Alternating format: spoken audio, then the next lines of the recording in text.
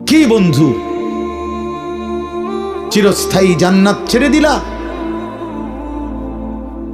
জাহান্নামের জন্য সিদ্ধান্ত নিয়েই নিলা। এই নারী, এই ছবি, এই উলঙ্গ দৃশ্য, এই জিনা, এই ব্যভিচার, খোদার কসম ধীরে ধীরে তোমারে জাহান্নামের দিকেই নিয়ে যাবে।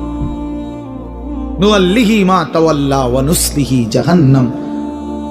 আল্লাহ বলছে, যে বান্দা আমার রাসূলের বিরুদ্ধাচরণ করবে এবং আমার ঈমানদার বান্দারা যে পথে চলে তার উল্টো পথে চলবে, আল্লাহ বলেন আমি তাকে সেই উল্টো পথেই চালাবো এবং একদিন সত্যি সত্যি আমি তারে জাহান্নামে ফেলে দেব।